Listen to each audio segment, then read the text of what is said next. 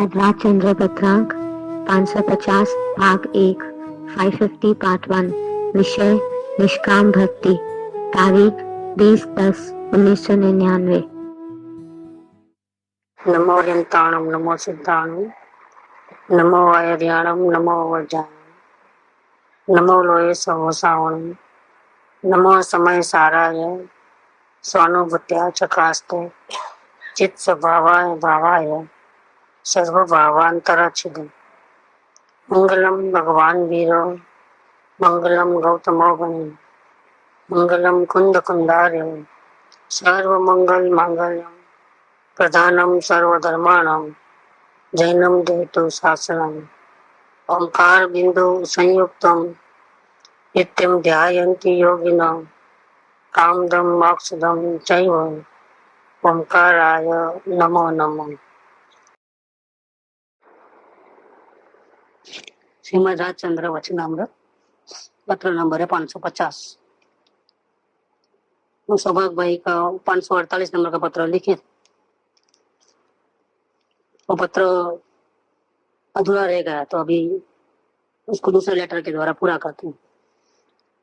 548 में ये बात आई थी कि ज्ञानी के समागम से आत्म भावना वाला जीव का दर्शन में नाश होता है और वो आगे क्रमशः आत्मस्थिरता बढ़ा करके परमात्मा भी बनता है। लेकिन ज्ञानी के समागम से या कृपा से जीव के बांधे हुए कर्म बिना भोगे निवृत्त होए, ऐसा तो कभी नहीं होने वाला। तीर्थंकर को भी नहीं होते। इसीलिए चाहे जितनी तकलीफ बाहर में होवे तो भी ज्ञानी पुरुष के समागम में आकर के उनकी कृपा दृष्टि से मेरे सहयोग ठीक हो जाए, ऐसी भावना से निकट में आना ये बहुत बड़ा अपराध है और दर्शनों को बढ़ाने वाला अपराध है। तो ये दोष अगर रहेगा तो कभी भी आत्मज्ञान होने वाला नहीं, क्योंकि फिर वो ज्ञानी को पहचाना ही नहीं, और पहचाना नहीं तो वो अंतर्मुख होने वाला नहीं। वो संयोग के आस में आया है, ज्ञानी के पास आत्म कल्याण के लिए नहीं आया। जिसकी भावना झूठी, बेसमेंट ही नहीं है तो मकान कैसे बनेगा। इस विषय में और ज्यादा कहते हैं। परम स्नेही श्री सौभाग्य, लेटर नंबर 550। कल आपका लिखा एक पत्र प्राप्त हुआ है। रोज पत्र, 3 पत्र के बाद में एक पत्र लिखा था 548, उसका जवाब पहुंचे इसके पहले और एक पत्र आ गया। तो कल आपका लिखा एक पत्र प्राप्त हुआ है। यहाँ से परसों एक पत्र लिखा है 548 नंबर, वो आपको प्राप्त हुआ होगा तथा उस पत्र का पुनः पुनः विचार भी किया होगा, अथवा विशेष विचार कर सके तो बहुत अच्छा। वह पत्र हमने संक्षेप में लिखा था, इससे शायद आपके चित्त के समाधान का पर्याप्त कारण न हो, क्योंकि उन्होंने अपनी समस्या रखी और ये तो नियम वगैरह लगा दिए। ज्ञानी पुरुष के समागम में आने से क्या होता है और पूर्व कर्म भोगने पड़ते हैं, ऐसी बात। एक तो आदमी दुखी होकर के आवे, कोई रास्ता है तो बताओ, और उसको ये बोले पूर्व कर्म भोगना पड़ेगा, कोई रास्ता नहीं है, तो वो तो और निराश हो जाएगा। तो उसमें पूरा समाधान नहीं मिलता है इसके अंदर। तो यही बात उन्होंने की। वो पत्र हमने संक्षेप में लिखा था, सिद्धांतों की चर्चा की थी, और आपका मूल मतलब का जो क्वेश्चन था वो तो अधूरा रह गया था। इससे शायद आपके चित्त के समाधान का पर्याप्त कारण न हो, इसीलिए उसमें अंत में लिखा था कि यह पत्र अधूरा है, इससे बाकी लिखना अगले दिन होगा। लिंक है उसका। अगले दिन अर्थात पिछले दिन यह पत्र लिखने की कुछ इच्छा होने पर भी अगले दिन अर्थात आज लिखना ठीक है ऐसा लगने से पिछले दिन पत्र नहीं लिखा था। एक दिन वेट कर लेंगे, सामने क्या रिएक्शन आता है क्या है, तो आज लिखने का हुआ, जब तक उस दूसरा पत्र भी आ गया उनका।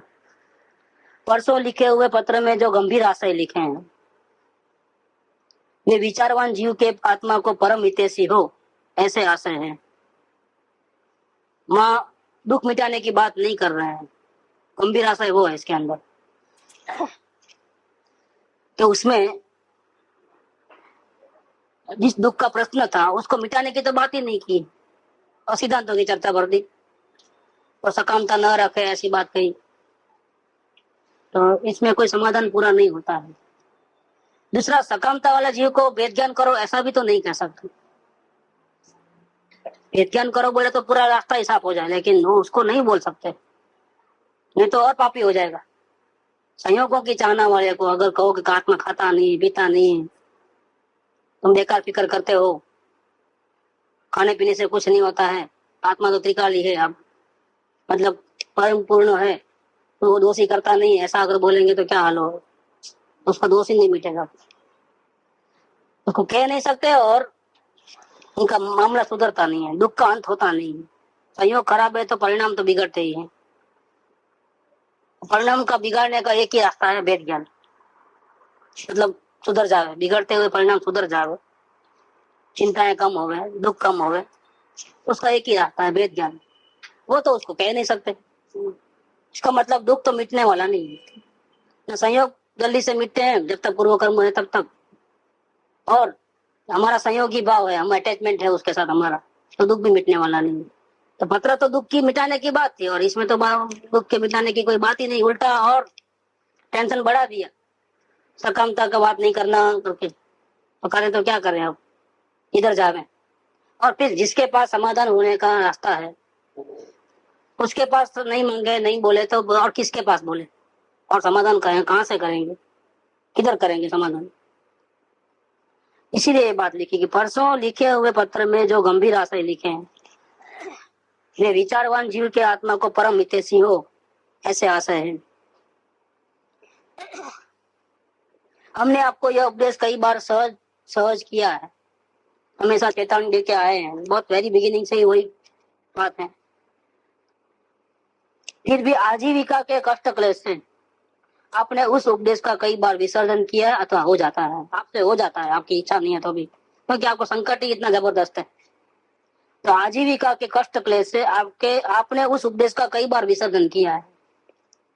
ज्ञानी ने समझाने में बाकी नहीं रखा है, लेकिन हमारे उपाधि में हम इतने फंसे हुए हैं कि ज्ञानी की बात का आज्ञा का आराधन हम सही ढंग से नहीं कर सकते हैं, या हमारे से नहीं होता है, न हम या तो न हम नहीं करते हैं, आज्ञा उठाते नहीं है, या फिर उठाना चाहते हैं लेकिन हमारे से वो उस बात में निर्बल है कि हम उठा नहीं सकते हैं।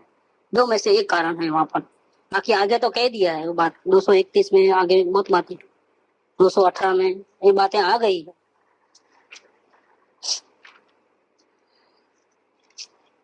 231 में है ये बात, 230 में है ये बात, सौभाग भाई को लिखा हुआ, उसमें लिखा है कि एक पत्र मिला है जिसमें कितने ही जीव योग्यता रखते हैं परंतु मार्ग बताने वाला नहीं है, इत्यादि विवरण आपने लिखा है।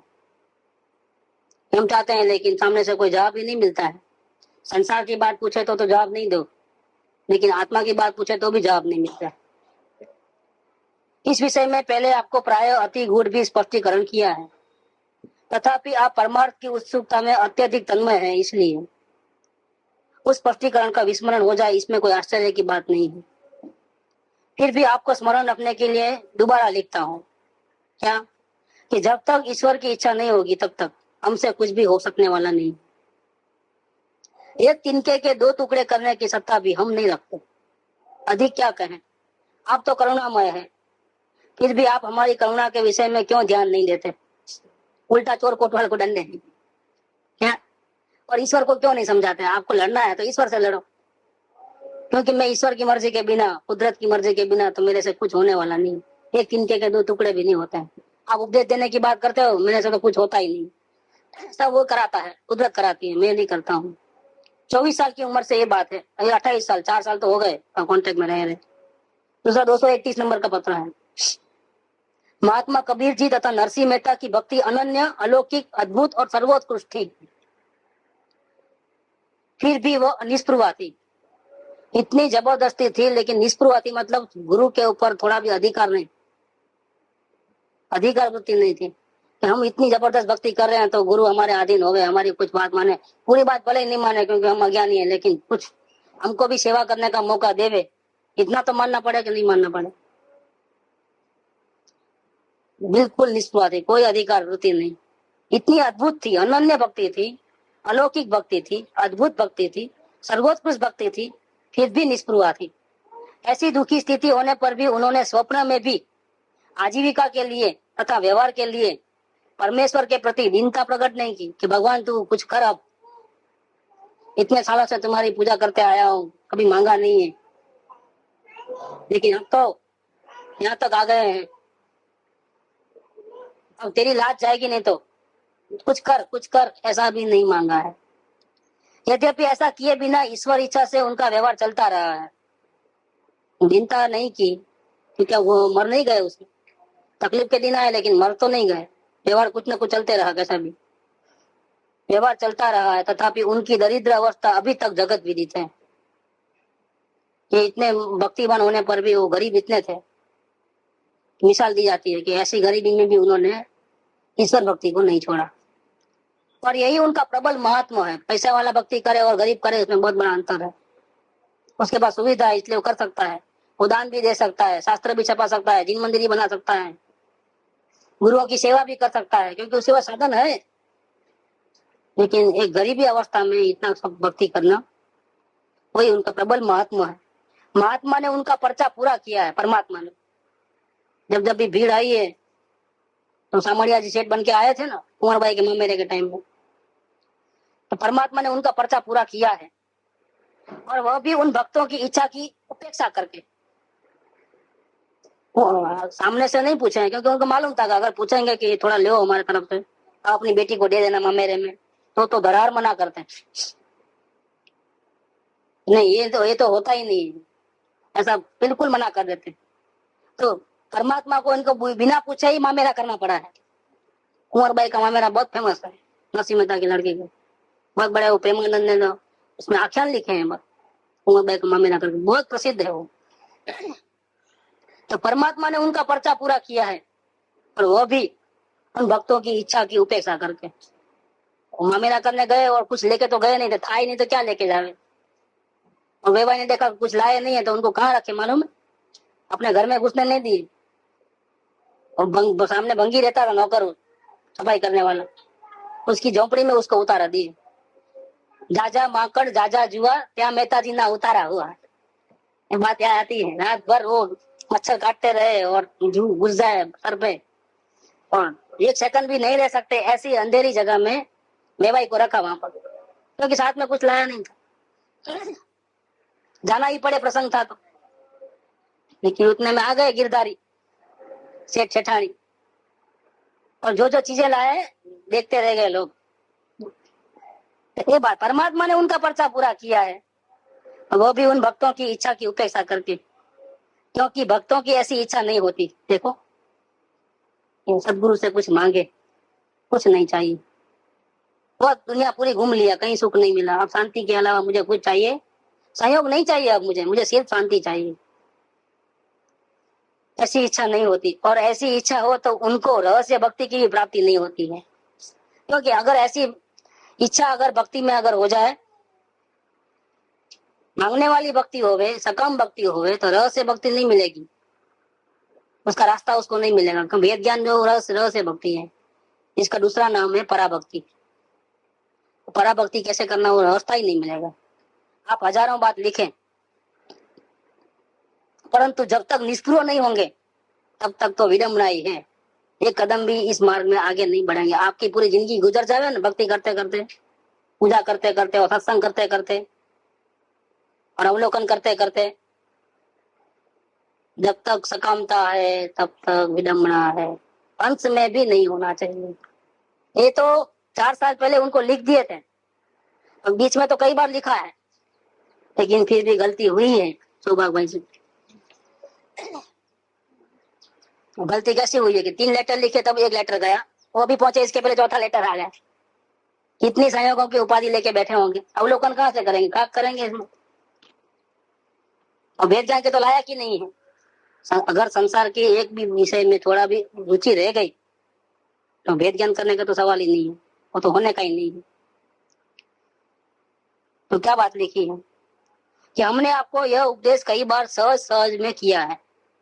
उदाहरण दे दे के नरसिंह मेहता का, कबीर का, खुला भी लिखा है कई बार, फिर भी आजीविका के कष्ट क्लेश से आपने उस उपदेश का कई बार विसर्जन किया है, अथवा आपसे हो जाता है। आप नहीं चाहते होंगे कि आज्ञा नहीं उठावे, आज्ञा उठावे ऐसा ही चाहते होंगे, फिर भी आप नहीं उठा सकते हो, ऐसा मानकर हमारे प्रति माँ बाप जितना आपका भक्ति भाव है, जितने आप अपने माँ बाप को नहीं पूछते हो, इससे ज्यादा हमको पूछते हो। कुछ बातें माँ बाप की नहीं मानते होंगे, लेकिन हमारी तो हर बात मानते हो। इतनी भक्ति आपको है, इसलिए लिखने में बाधा नहीं है, इसलिए मैं लिख रहा हूँ। अगर आप नहीं सुनने वाले हो तो वो भी नहीं लिखते, लेकिन आप में वो योग्यता है, आप हमारे यहाँ विश्वास रखते हो, माँ बाप तुल्य भक्ति रखते हो, इसलिए मैं आपको कह रहा हूँ। लिखने में बाधा नहीं है ये समझ रहा हूँ, ऐसा मानकर, इसलिए लिखने में बाधा नहीं है ऐसा मानकर तथा दुख सहन करने की असमर्थता के कारण हमारे प्रति माँ बाप जितना आपका भक्ति भाव है, मतलब माँ बाप से कोई जीव छुपाता नहीं है कुछ भी बात। अपना दुख दर्द होता है तो माँ बाप की छत्र छाया होती है तो उनको पहले कहता है कि भाई हमें कोई प्रॉब्लम है, और माँ बाप को भी मालूम पड़ जाता है। लड़का उदास रहता है या घर में कोई शांति से नहीं रहता है तो सबसे बड़ी पीड़ा किसको होती है?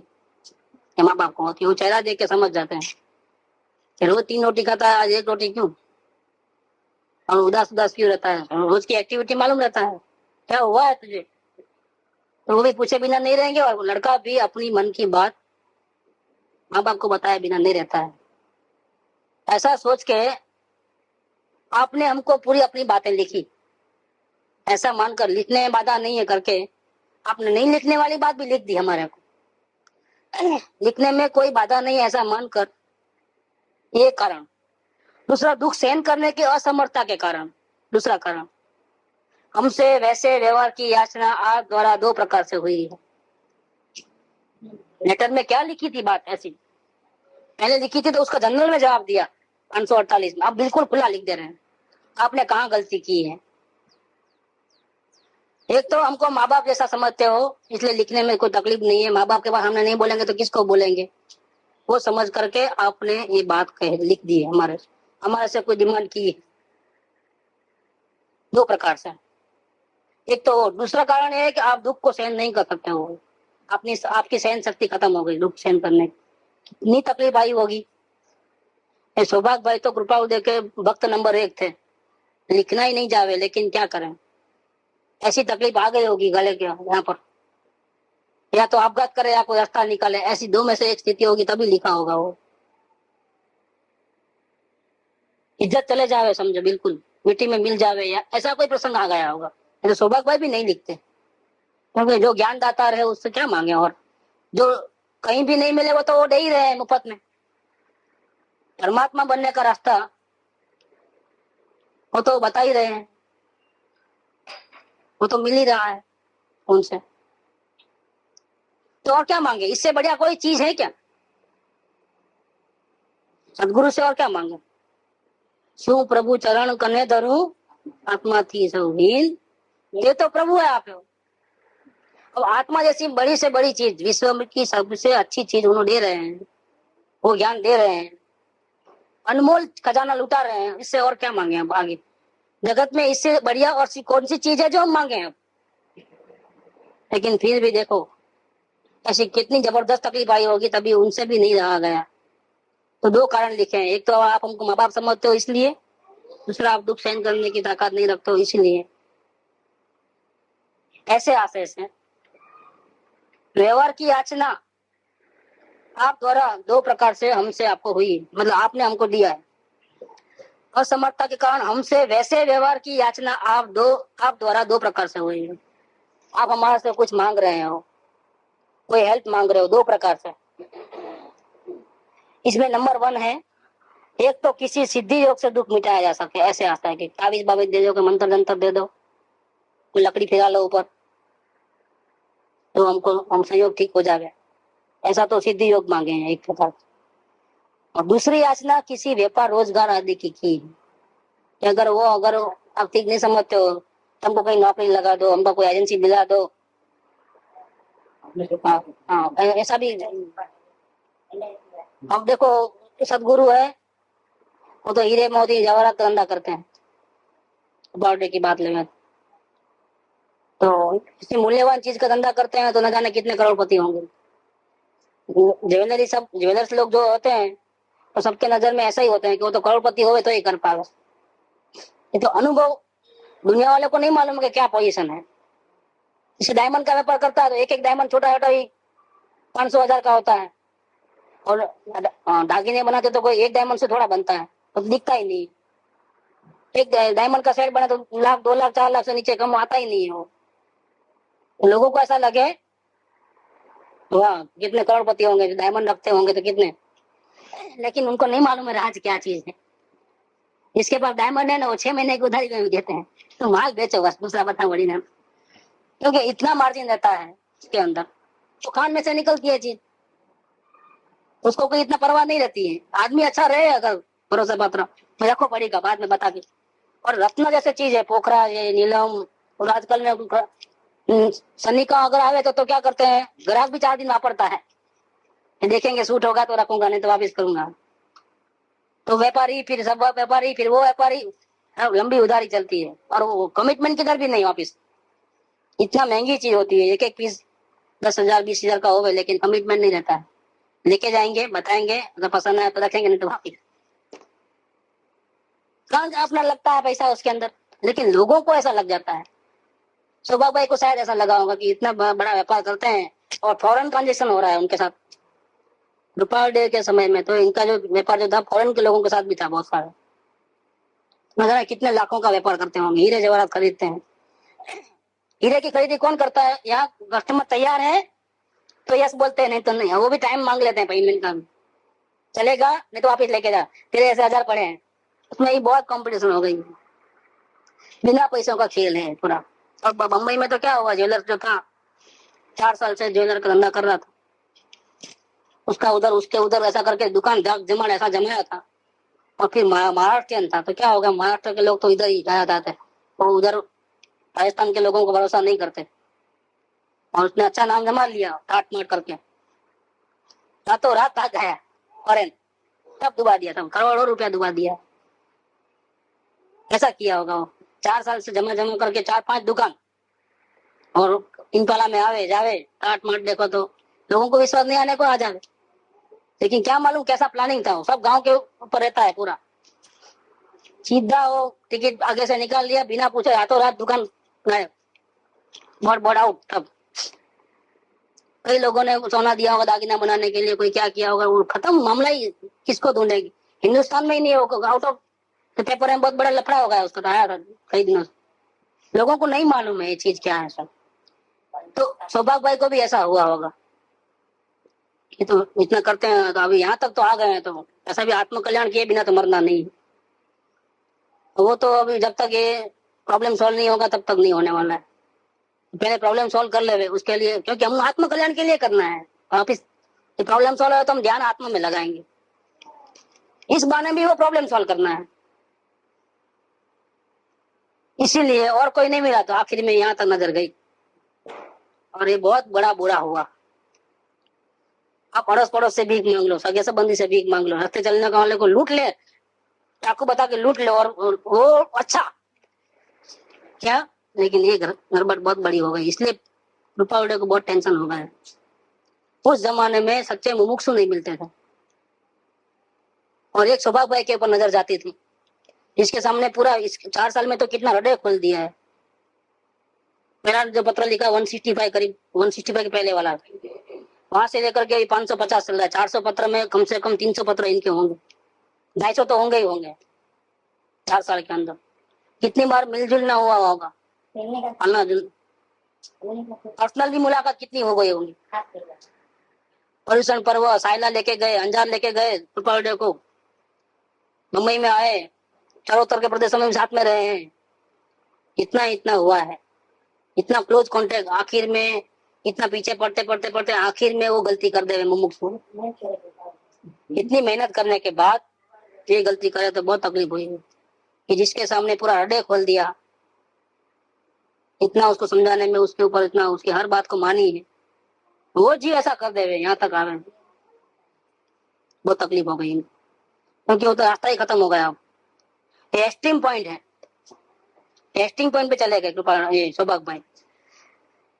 आप द्वारा 2 प्रकार से याचना हुई है, एक तो किसी सिद्धि योग से दुख मिटाया जा सके ऐसे आशय की, और दूसरी याचना किसी व्यापार रोजगार आदि की। आपकी दोनों याचनाओं में से एक भी हमारे पास की जाए, दो में से एक भी हमारे पास की जाए, यह आपके आत्मा के हित के कारण को रोकने वाला और अनुक्रम से मलिन वासना का हेतु हो। क्योंकि जिस भूमिका में जो उचित नहीं है, अगर आप मुमुक्षु नहीं और मांगो तो तुम बेमा मांग सकते हो, क्योंकि आपने पहचाना नहीं है ज्ञानी पुरुष को। वो गलती करे, कोई भी न्यू मुमुक्षु तो गलती करे तो उसको नहीं मालूम, शायद ये भी होता होगा करके, यहाँ पर ये भी मंत्र सिद्धि भी होते होंगे, वो अलग बात है। ये इतना कांटेक्ट होने के बाद जो हुआ है ना, ये बहुत बड़ा प्रॉब्लम हुआ। जिस भूमिका में जो उचित नहीं है उसे अगर वह जीव करे तो उस भूमिका का उसके द्वारा सहज में त्याग हो जाए, इसमें कुछ संदेह नहीं है। तो फिर मुमुक्षु ही पना ही नहीं रहता है। मुमुक्षु को नहीं करने योग्य अगर काम आप करो तो आप मुमुक्षु नहीं रहते हो। ज्ञानी को नहीं करना चाहिए ऐसा अगर व्यवहार ज्ञानी से भी हो जाए तो ज्ञानी पना नहीं रहता है। और मुनिराज भी अगर मुनिराज के योग्य व्यवहार का पालन न करे तो भी उनका ज्ञान गिर जाता है, भूमिका के अनुसार है। अज्ञानी संसारी जीव तो मांग सकता है, कुछ भी कर सकता है, मुमुक्षु नहीं मांग सकता। जिस भूमिका में जो उचित नहीं है उसे अगर वह जीव करे तो उस भूमिका का उसके द्वारा सहज में त्याग हो जाए। ओ ज्ञानी को लगे ना इतनी मेहनत हुई, इतना कांटेक्ट रहा, इतने लेटर लिखे, क्यों लिखे? कि ज्ञानी को टाइम फालतू का था, वो समझ कर लिखते थे कि इसमें योग्यता है, उसको दो शब्द बोलेंगे तो ये ज्ञानी हो सकता है, तभी इतना मेहनत की है। तभी परस्पर कांटेक्ट बढ़ाना, तो ज्ञानी को किसी का कांटेक्ट ही नहीं करना है, और फिर भी किया। तो इसके बाद में ये हुआ तो ज्ञानी को ऐसा लगा कि क्या हुआ, मेरे ज्ञान में कुछ गलती है क्या, ऐसा हो जाता है। इसको मैंने किस आधार पे मुमुक्षु मान लिया था। अपनी नजर में ज्ञानी गिर जावे, अपनी नजर में तो मेरे ज्ञान में तो निर्मलता है, फिर भी मैं धोखा खा गया, इस आदमी को मैं पहचान नहीं पाया, और मुमुक्षु है समझ करके, ठीक हो जाएगा समझ करके इतनी पीछे पागलपन के जैसा पड़ा, इतना मेहनत किया उसके पीछे, मेरे ज्ञान में कहाँ कमी हो गई। वो तो बहुत अपनी मिस्टेक हो गई बहुत बड़ी, इसको पहचान नहीं पाया। ये बहुत टेंशन वाली बात हो जाए एकदम। उसे अगर वह जीव करे, भूमिका में नहीं करना चाहिए, वो अगर वो काम करे तो उसके द्वारा सहज में उस भूमिका का त्याग हो जाए। मुनिराज थे, वो तो ऐसे उल्लास में आ गए, ऐसी आत्मा की बात तो हमने कहीं सुनी नहीं है। ओहो मेरा ही आत्मा परमात्मा है, अब तो यहाँ से नीचे नहीं उतरना है, अब तो यहाँ से जाने का दिल नहीं करता है। सब भक्ति का प्रकार बनता है ना, तो उनसे मुंह से ऐसा निकला, यहाँ से तो अब नीचे उतरने का, गांव में जाने का, तपास्त्र में जाने का दिल नहीं बोलता है, नीचे ही नहीं उतरना है, बस यहाँ ही आत्मकल्याण अभी का अभी कर ले। ऐसा ऐसे भाव तो वो अच्छे थे बिल्कुल, लेकिन कृपादेव ने उनको ये कहा, कौन बोलता है आप जाओ करके, बैठे रहो ना, यहाँ कर लो ना आत्मकल्याण। यहाँ अब आई परीक्षा की घड़ी उनकी, देवकरण मुनिराज। देखो आत्मकल्याण करना है वो बोलना आसान है क्या, तो आवा तो कर लिए, और अभी जाना नहीं है, नीचे नहीं उतरना है, आत्मकल्याण यही कर लेना, यहाँ से हटना नहीं है। ऐसा वो जोश में बोल दिया, लेकिन ये जोश रहता है उसमें विवेक से काम नहीं किया है, भावना से काम नहीं किया है, उसका उदाहरण है। तो उनसे मुंह से बोलेगा यहाँ से जाने का दिल नहीं बोलता है, तो कृपाल ने क्या बोला उनको, कौन बोलता है जाओ, अब फंसे। क्या बोले मालूम, क्या करूं ये पेट के लिए जाना पड़ता है, क्या हो गई बात, पूरा जीरो हो गया ना। हालांकि वो संसारी नहीं थे, साधु थे, फिर भी वो क्या करें, पेट के लिए जाना पड़ता है। बात तो खत्म हो गई, देवकरण मुनिराज की परीक्षा हो गई। लेकिन आप कृपावड़े की बात देखो, क्या बोले, उन्होंने बोले मुनि, कि मुनिराज को जो पेट होता है ना वो लोगों के कल्याण के लिए होता है। या जिस पेट को आप आत्म कल्याण में बाधा समझ रहे हो, तुमको आत्म कल्याण करना है, लेकिन क्या करें, पेट को संभालना पड़ता है, इसलिए जाना पड़ता है, लोगों का संपर्क करना पड़ता है, नहीं तो यहीं बैठे रहे। आप बाधा रूप समझते हो, यही पेट सच्चे मुनिराज को जगत का कल्याण का कारण बनता है। क्योंकि अगर ये पेट नहीं होता तो जंगल में आते ही नहीं, आहार लेने के जंगल से बाहर नहीं निकलते, क्योंकि उनको आना ही नहीं चाहते। तो इस बहाने वो नगरवासियों के, ग्रामजनों के साथ कांटेक्ट में आता है। ये सौभाग्य है नगरवासियों का, ग्रामजनों का, कि वन में रहने वाले ऐसे परम तपोनिधि शहर में आते हैं, गांव में आते हैं तो वहां तीर्थ बन जाता है। उन धन्य भाग्य उनके, जिनके दर्शन मिलते हैं उनको। तो ये दर्शन कौन कराता है? वो पेट कराता है। वो पेट, मुनिराज का पेट कैसा रहता है? जगत के कल्याण का कारण है। उसको आप ऐसा मत बोलो, गाली मत दो, अपनी कमजोरी समझो। पेट ने कोई गड़बड़ नहीं किया है, आपकी भावना ने गड़बड़ किया है। जो भी किया है, पेट क्या करे? पेट तो उल्टा लोगों का कल्याण करता है। कितनी जबरदस्त बात! सोचे तो अपने को लगे कि कितनी भक्ति कृपालुदेव को मुनिराज के प्रति होगी, और कितनी खोट थी भावना के अंदर वहां। एक सेकंड पहले तो बोला कि यहाँ से उठना नहीं है, अंदर में वो भाव पड़ा है कि पेट पड़ा है तो जाना तो पड़ेगा ही। अंदर में वो भाव दबे हुए हैं, इतना भी नहीं चलता है। तो फिर ये तो बहुत बड़ी बात हो गई। सिद्धि योग की और व्यापार की बात जो कही, वो बहुत बड़ी बात हो गई। कहते हैं इधर, आपकी हमारे प्रति निष्काम भक्ति होनी चाहिए, और आपको चाहे जितना दुख हो फिर भी उसे धीरता से भोगना चाहिए। वैसा न हो सके तो भी हमें तो उसकी सूचना का एक अक्षर भी नहीं लिखना चाहिए। भाई आपसे सहन नहीं होता है, आप हेल्प करो, एक अक्षर भी आपको नहीं लिखना चाहिए। या सहन करो या दुखी हो जाओ, क्या या कुछ भी कर लो आप, लेकिन हमारे से तो आपको मांगना ही नहीं था कुछ भी। कितनी बड़ी सजा है। एक दुखी आदमी है, पूर्व कर्म के कारण से बहुत दुखी आदमी है, भक्त शिरोमणि, भगवान के पास नहीं मांगेगा तो किसके पास मांगेंगे? भगवान को अपना दुखड़ा नहीं सुनाएगा तो किसके पास सुनाएगा? भगवान तुले समझते थे, लेकिन वही भगवान कितनी बड़ी सजा दे देते हैं। देखो, आपकी हमारे प्रति निष्काम भक्ति होनी चाहिए, आपको चाहे जितना दुख हो फिर भी उससे धीरता से भोगना चाहिए। वैसा न हो सके तो भी हमें तो उसकी सूचना का एक अक्षर भी नहीं लिखना चाहिए। तो फिर लोग होशियारी करते हैं, खुद जाके तो नहीं बोलते हैं, लेकिन दूसरे मुमुक्षु के साथ कहलाते हैं कि तुम ऐसा नहीं बोलना कि मैंने भेजा है, लेकिन ऐसा सोचना बता देना कि वो बेचारा बहुत दुखी है, तो शायद कुछ करे हमारे लिए, उनके दिल में कुछ आवे तो। क्योंकि मांग तो सकते नहीं, ये दूसरी व्यापारी कला है। सूचना भी नहीं पहुंचाना है, ये बात लिखी है। लिखना तो नहीं, लेकिन सूचना, देखो क्या शब्द लिखा है, हमें तो उसकी सूचना का एक अक्षर भी नहीं लिखना चाहिए। सूचना न मिले ऐसा करना चाहिए।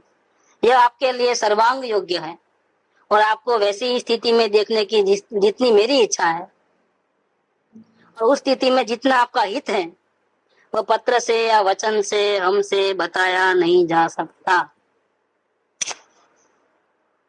वैसी स्थिति आपकी मैं चाहता था। तकलीफ पड़े पड़े पड़े और मुंह से शब्द न निकले।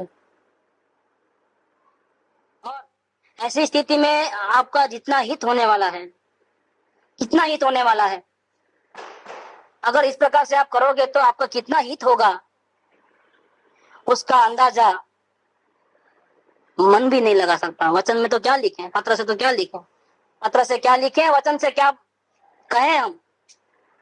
जो संयोग की इतनी भरमार में भी याचना का भाव नहीं है, दीनता का भाव नहीं है, जबरदस्त सहन शक्ति है। ऐसा अगर रहे तो, ऐसा अगर कोई मुमुक्षु जीव रहता है तो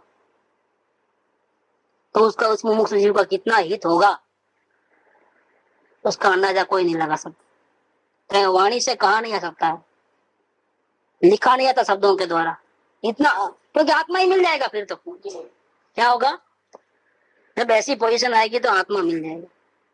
तो दुख में भी जो संभव में रह सकता है, सुख में तो हर कोई रहे, लेकिन दुख में भी कोई रह सकता है, तो आत्मज्ञान के अधिकारी वो कर सकता है बात।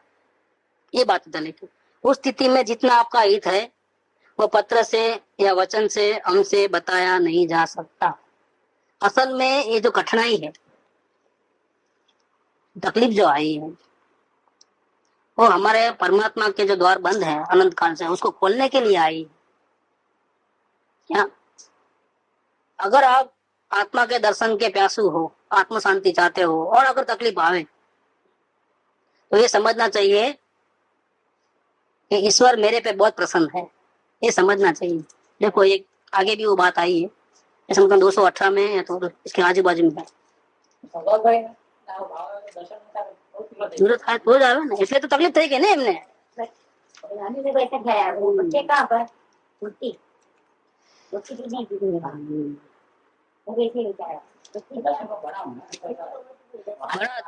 अभी तो नहीं तो इतना तकलीफ कहाँ से होगा। और उस टाइम में अगर पास में हो तो थप्पड़ मार देते, इतना दुख होगा गाने को मालूम है। जिसके पीछे हाँ इतना खून जलाया है, इतने लेटर लिखे हैं, इतने समझाया है कदम कदम पे, और सब पानी फैल गया 1 सेकंड के अंदर पूरा। ये जो तकलीफ होती है ना, बहुत भयंकर तकलीफ होती है। उसको दूसरे तरफ से दुखी करो तो ज्ञानी को गालियां दो, लेकिन ऐसा नहीं करना, कभी धोखा नहीं देना। ये धोखा हो गया, विश्वासघात हो गया। ज्ञानी को शंका हो जाए कि ये क्या हो गया, मैंने पहचानने में कैसे गलती की।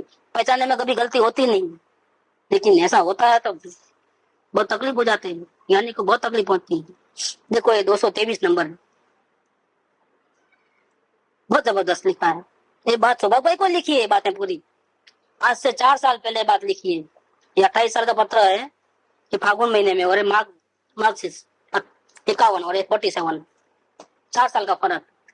परमात्मा की भक्ति ही जिसे प्रिय है, ऐसे पुरुष को ऐसी कठिनाई न हो तो फिर ऐसा समझना चाहिए कि उसको सच्चे परमात्मा की भक्ति ही नहीं है।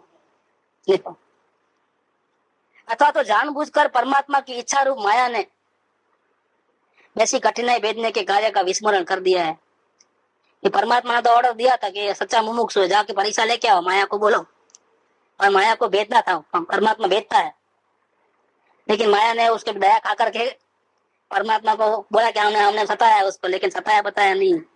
परमात्मा की आज्ञा भूल गई है माया। क्या ये तो मुमुक्षु बने तो परमात्मा कसौटी नहीं करे, ऐसा बन ही नहीं सके। परमात्मा ने जरूर भेजा होगा माया देवी को कि जाके उसको परीक्षा करो अच्छी तरह से, लेकिन माया देवी ने परमात्मा की आज्ञा बीच में ही भूल गई होगी कि मेरे को कौन सा काम दिया था परमात्मा ने, माया देवी भूल गई होगी। जनक विदेही और महात्मा कृष्ण के विषय में माया का विस्मरण हुआ ऐसा लगता है। जनक विदेही की बात, महिलाओं में भी वो ज्ञानी थे, वो बात, और महात्मा कृष्ण तो अंदर में थे तो भी इतना सब प्रकार की सुविधा, और सारा दिन नाचना गाना तूफान करना, गोपियों का रास खेलना, डांडिया गरबा सब, क्या जहाँ जाए वहां जीत हो जाए कृष्ण। तो लगता है कि वो माया देवी भूल गई है कुछ, तथापि वैसा नहीं है। जनक विदेही की कठिनाई के विषय में यहाँ कुछ कहना योग्य नहीं है, क्योंकि वह अप्रगट कठिनाई है। बाहर से मेल में दिखते हैं, अंदर में आत्मा रोता है कि कहाँ हम फंस गए हैं। ये सौधर्म इंद्र ऐसा रोता होगा स्वर्ग में, क्या इतना लंबा आयुष्य हो, मेरे आयुष्य है उसमें असंख्य सची इंद्राणी मेरे पास से सीख करके मेरे से पहले मोक्ष में पहुंच जाए। क्या मेरे से ही सीख करके, एक दो नहीं, कितने असंख्य। इसका आयुष्य 32 सागरों पंख, उसका आयुष्य असंख्य सालों का, इंद्राणी का, देवियों का, पटरानी उसकी सची इंद्राणी, मिथ्या दृष्टि होकर के आती है इस कॉन्टेक्ट में। उसका वैराग्य उदासीनता ज्ञान पा करके, आत्मज्ञान वहां स्वर्ग में करके सीधा वहां से आयुष्य पूरा होते भगवान के पास मनुष्य धर्म अवतार करके, केवली के पास आराधना करके मोक्ष में वो वहीं बैठा है, और वो तो विद्यालय में पहुंच गए। हाँ, उदासीनता वैराग्य, वो सौधर्म इंद्र ऐसा ही रोता होगा स्वर्ग में। ये मार्ग की महिमा कितनी है, वितराग मार्ग की। ये आंसू बहाए बिना और भक्ति में भिंगे बिना नहीं मिलता है मार्ग। ये कोई मामूली बात थोड़ी है। स्वर्ग में इंद्र इतना रोता होगा क्या? तो जनक विदेह की बात तो आपको समझ में नहीं आएगी, क्योंकि वो तो महलों में रहते थे, और जो उनको तकलीफ थी वो तो महल में रहने की तकलीफ थी। उनको जाना था आत्म साधना करने के जगत, मतलब जंगल में। और कुदरत ने पहले के कॉन्ट्रैक्ट ऐसे किए थे कि महलों में फंसा दिया था।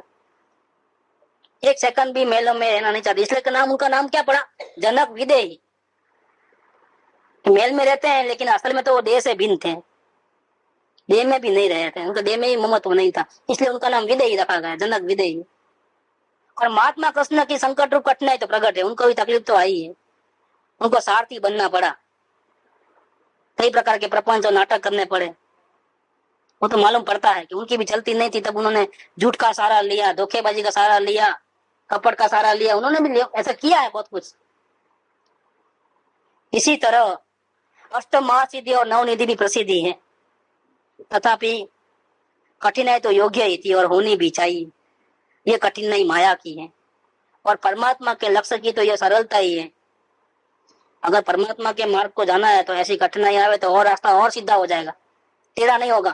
नहीं तो अभी संसार के सुख बीच में मिलते रहेंगे ना, तो पानी पीने के लिए भी रुकेगा, थोड़ा नाश्ता तो कर ले इसलिए भी रुकेगा, वो नहीं मिल रहा है वही अच्छा है, सीधा स्ट्रेट गाड़ी है। और ऐसा ही है, ऐसा करके ये बात लिखी और आगे अब दृष्टांत दिया, वो भी कितना, क्योंकि दृष्टांत देने का भाव नहीं है, फिर भी दृष्टांत से जीव समझता है, इसलिए दृष्टांत की भाषा बहुत शॉर्ट। राजा की बात की, लेकिन कौन सा राजा नहीं लिखा, कहाँ रहता था नहीं लिखा, की जरूरत नहीं है। देखो परमात्मा का बारे में तपस्या की तो कौन सा शंकर की, ब्रह्मा की, विष्णु की, कुछ नहीं लिखा, क्योंकि दृष्टांत देने का नहीं था इरादा। लेकिन दृष्टांत से जीव समझता है। क्या लिखा है, राजा ने विकट तप करके परमात्मा का आराधना किया और देहधारी रूप से परमात्मा ने उसे दर्शन दिया। यहाँ इन शॉर्ट फटाफट, और वर मांगने को कहा, मांग मांग मैं तुझसे प्रसन्न हुआ हूँ, क्या चाहिए तुझे। अब राजा मांगता है, इतनी सालों की तपस्या की थी ना, भगवान की आराधना की थी ना, भगवान प्रसन्न हो गए तो मांगने को बोले। तो राजा क्या मांगता है, राजा ने मांगा कि हे भगवान, ऐसी जो राज्य लक्ष्मी मुझे दी है वो ठीक नहीं किया है। क्या किया कि मुझे राजगद्दी और अधिकार दिए और इस पृथ्वी का राजा बनाया, ये आपने ठीक नहीं किया। मुझे वो एक शिकायत है आपसे, तेरा अगर परम अनुग्रह मुझ पर हो, अगर तू मेरे पे वास्तव में प्रसन्न हुआ है और कृपा करता है, तो मेरे को ऐसा वरदान दे कि पंच विषय की साधन रूप इस राज्य लक्ष्मी का फिर से मुझे कभी सपना भी ना आवे। क्या क्या मांगा कि मुझे सपना भी ना हो। हकीकत में तो नहीं हो, लेकिन कभी भिखारी अवस्था है, मुझे सपना भी ऐसा ना आवे कभी। क्या मांगा है देखो तो सही। क्या हुआ, परमात्मा दंग रह गए, परमात्मा को थमा दिया है। परमात्मा ने सोचा होगा कुछ मांगेगा, संयोग हो के उसको भी वो अकल नहीं होगी कि ऐसा मांगेगा, उसको भी दिमाग में वो बात नहीं आई होगी। तो परमात्मा भी ऐसा धक्के बक्के रह गए, डिंग हो गए परमात्मा, और तथास्तु कहकर अपने सौदान को चले गए। अच्छा भाई तू जैसा मांगता है ऐसा। क्या ये कितनी बड़ी बात है। ये बातें पूरी सौभाग्य भाई को लिखे हैं, और 4 साल के इसके बाद तो कई बातें बताई, यहाँ तक कि अपना हृदय तक खोल दिया पूरा, कैसी स्थिति अंदर की वो बताई। इसके बाद ये हुआ है, बहुत बड़ा धोखा हुआ है, बहुत बड़ा धोखा हुआ है। ये कह दिया इधर कि आपकी हमारे प्रति निष्काम भक्ति होनी चाहिए, और आपको चाहे जितना दुख हो फिर भी उसे धीरता से ही भोगना चाहिए। वैसा न हो सके तो भी हमें तो उसकी सूचना का एक अक्षर भी नहीं लिखना चाहिए। ये आपके लिए सर्वांग योग्य है, और आपको वैसी स्थिति में देखने की जितनी मेरी इच्छा है, और उस स्थिति में जितना आपका हित है, वो पत्र से या वचन से हमसे बताया नहीं जा सकता है। परंतु पूर्व के किसी वैसे ही उदय के कारण आपको यह बात विस्मृत हो गई है, आप भूल गए हो मेरी बातों को, जिससे हमें फिर सूचित करने की इच्छा रहा करती है। अगर दूसरा कोई होता ना, तो सौभाग्य भाई का लेटर को सीधा आकर कचरे कुंडी में, और मिलने को भी आ जाएगा। जवाब नहीं मिलता तो मिलने को आ जाए, समझो। उनको कह दो कि मैं नहीं हूं घर में, बाहर से हकाल दो, मुंह नहीं देखना है ऐसे ऐसे। अगर दूसरा, लेकिन ये करुणा सागर है, कृपा कैसे हैं, करुणा के सागर हैं, ये मालूम पड़ता है। तभी इतनी तस्दीर ली है, और ये पत्र दोनों बड़े बड़े हैं, 548 550 भी बहुत बड़ा है पत्र। इरादा नहीं था, क्योंकि 2 ही लेक्चर है इसमें, अभी तो 2 दिन ન કરે આટલી મહેનત न करे, जिससे हमें फिर सूचित करने की इच्छा रहा करती है। हजी पण मेहनत बीजो कोई तो बात ज न करे, मोढ़ू न जुए। उन दो प्रकार की यातनाओं में प्रथम विदित की गई यातना तो किसी भी निकट भवी को करनी योग्य ही नहीं कि चमत्कार हो जाए, ऊपर से आ जाए आसमान से हेल्प। वो तो मोक्ष जाने वाला जीव तो ऐसा करना ही नहीं चाहिए। उसको तो बोलना है, क्या बोलना है, जिसको मोक्ष जाना है उसको ऐसी भावना रखनी है कि जाने अनजाने में भूतकाल में चाहे जो मेरे से दोष हुआ हो, जिस जिसका तकलीफ दी हो, जो कर्म बंदे हो, मेहरबानी करके सब सामने आ जाओ, सब मेरे से जो लेना है लेके जाओ, लेकिन मुझे मुक्त कर दो भैया, क्योंकि मुझे मोक्ष जाना है। ऐसी भावना भानी चाहिए। घबरा के भाग जाने का नहीं है, घबरा के जल्दी जल्दी ऐसा कर्जा चुकाए बिना भागना नहीं है, मोक्ष में भी नहीं जाना है। ये भाव निकट भवी को होता है, वो कतराता नहीं, बस जिसको जो मांगना है मांगे, मैंने किए है मेरे को देना है, जो चाहिए लेके जाओ। निकट भवी को ऐसा विचार भी नहीं आता है, नहीं देना है करके विचार भी नहीं आता है। और अल्प मात्र भी अगर हो, अगर दिल में भी ऐसी चमत्कार की भावना अगर अंदर में आ गई हो, विचार भी आ गया हो, तो भी उसका मूल से छेदन करना उचित है। जड़ मूल से निकाल देना कि कोई आकर के किसी के आशीर्वाद से मेरा काम हो जाए, चमत्कार से या तावीज से या दुआ लगा करने से हाथ जोड़ देना। तकलीफ बहुत आ जाए, समझो ऐसा भी हो गया कि हमने कुल देवी को मानना नमस्कार करना बंद किया और वहां तकलीफ आ गई, तो घर वाले ही पहले बोले देखो तुमने कुल देवी को नमस्कार नहीं किया, इसलिए तकलीफ आई, तो तकलीफ सहन करना, लेकिन दोबारा तो फंसना नहीं, क्योंकि निकट भवी को ऐसा विचार कभी भी नहीं आता है। क्योंकि लोकोत्तर मिथ्यात्व का यह सबल बीज है, मिथ्यात्व का मूल है कि हम ऐसा चाहते हैं। इसमें क्या होगा कि हम चाहे जितना पाप किए हो, लेकिन ऐसी रिश्वत देकर के हम छूट जाए और पापों का नाश हो जाए, ऐसी जो हमारी जो अपेक्षा है, इसीलिए वो तावीज वगैरह बांधना रहता, दुआ दागा करना, मंत्र तंत्र करना, इसीलिए वो बातें होती है। या दूसरा का बुरा करके भी अपने को आगे निकल जाना, ये इसीलिए होता है। नहीं होता रेस में फिर तो उसके जो फंसाने वाले को उसको कैसा भी पीछे आने के लिए क्या करते हैं, कुछ ना कुछ वहां बीच में रोक देते हैं, उसको कुछ भी हड़बड़ दे देते हैं ताकि वो फंस ना आवे, होता है। तो मिथ्यात्व का वो सबल बीज है, ऐसा तीर्थंकर आदि का निश्चय है, और वो हमें तो प्रमाण लगता है, सब प्रमाण लगता है।